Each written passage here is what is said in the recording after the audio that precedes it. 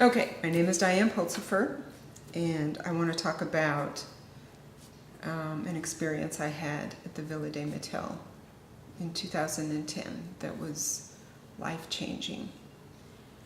And it started on January 2nd of that year. It was a Saturday. I will never forget that day. I was at a movie with a friend, and my phone, I noticed, it started ringing in the movie, and I just sort of turned it down and saw it was my sister, didn't think anything of it. And came out of the movie theater, standing in the hallway, waiting for my friend, and I picked up the message and called her back. And she told me that my mother had died the night before, in her sleep, without warning. We didn't even know there was anything wrong. She thought she'd had the flu. So she was just like that. She was dead. And it was devastating for me. I remember that day, I was just in shock. We were supposed to go to dinner, I couldn't do that, I couldn't think. I went over to my friend's house and she gave me food to go, and I went home and just tried to figure out a flight back to where my family is. And I want to read what I journaled the day after. This was Sunday morning. My mother died yesterday. It was sudden and unexpected, and still doesn't feel real. I thought I had more time. I thought she would be around for at least the next 10 to 20 years. So I had plenty of time to get around to forgiving her.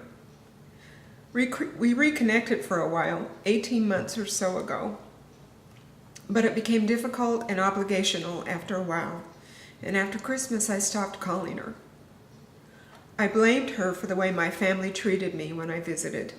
I blamed her for being the same after I changed. I blamed her for not being the mother I needed her to be. I blamed her for my inability to have intimacy, for my singleness, for being alone.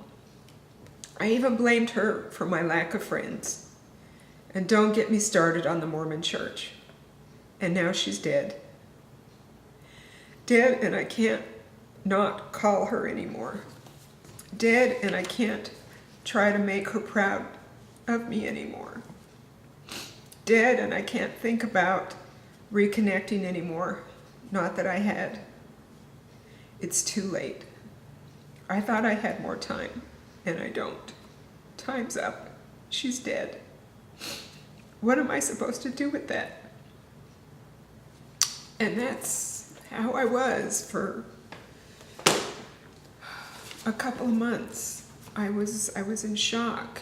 I went back home and I buried my mother and spent some time with my siblings and my dad. And then I came back here. And this was the second family death I'd gone through. And just the recognition of coming back here is when I'm really aware of my aloneness after a family member dies. Because they're all back there and they have each other to lean on, and I didn't. I did get a lot of support here. I really did. I had friends who rallied. I had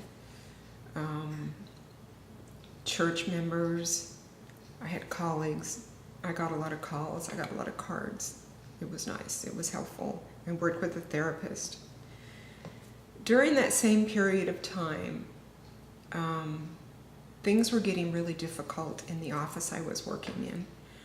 I'm a psychotherapist. I'm in private practice, and I had been with a group, and things were great for a couple of years, and then they weren't. They got kind of toxic, and I just started to sense it was time for me to move on. But there was a lot of fear attached to that, because the woman who was kind of our leader had built my practice for me.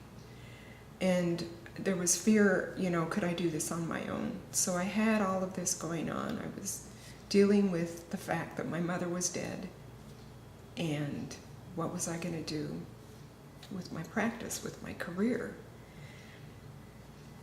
And I'd been to the Villa de Matel a few times, actually several times, for overnight retreats. But I learned that they had a 4-day retreat in February. It was towards the end of February. So I went, and it was the best thing I could have done for myself. I went there looking for answers, and I went there looking for help to work through my grief, and I got both.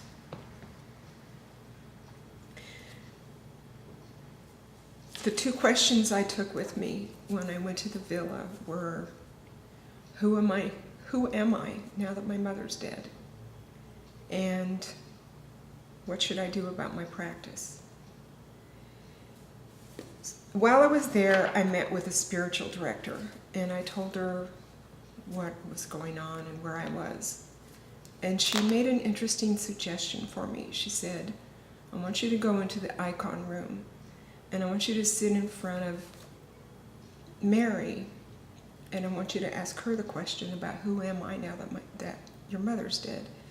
And I want you to sit in front of Jesus and ask him the question about what should you do about your practice. So that's what I did. And I'd never really, I'd hung out in the icon room a little bit. It's this beautiful room in the villa that's just these little pictures of saints, of many pictures of Jesus. There's pictures of Mary, and they're like looking right at you. And so you can sit with them and meditate, and you light a candle.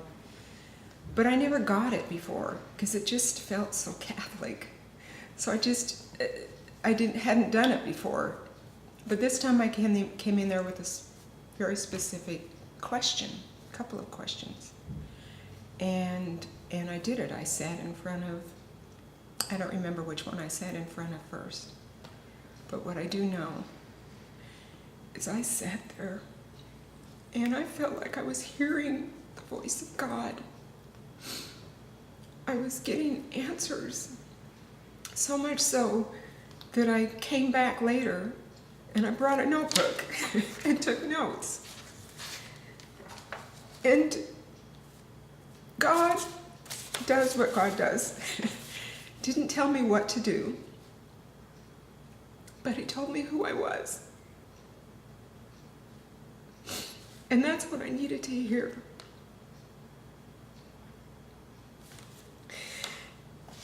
And so here is basically what I heard. I personally matter. Not just I matter, but I personally matter. I'm enough. I am. I need to let go. And there was a really long list of things I needed to let go of, many of which I'm still working on. And I need to open up.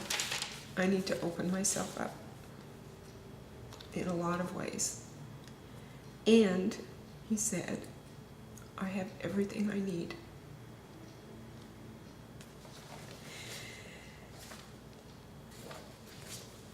So I came out of there just filled with peace and inspiration, and I proceeded to change my life. I'm not going to tell you it was easy because it was difficult. Changing practices, leaving the group I was with was painful, and there was a lot of conflict and a lot of trying to explain, and that was very, very hard.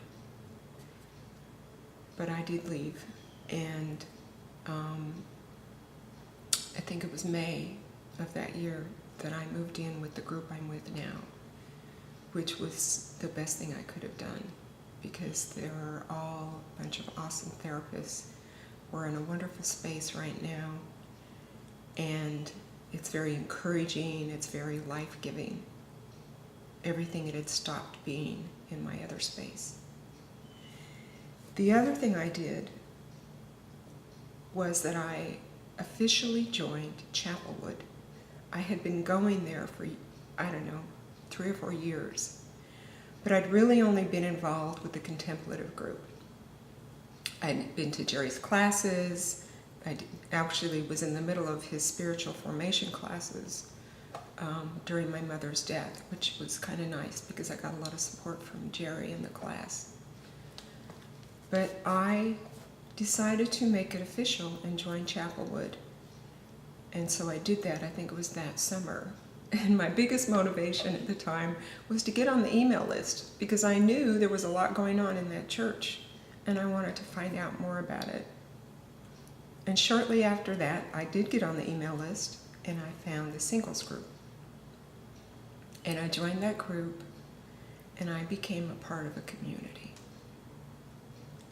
And I have met some wonderful people in that group that I'm still friends with.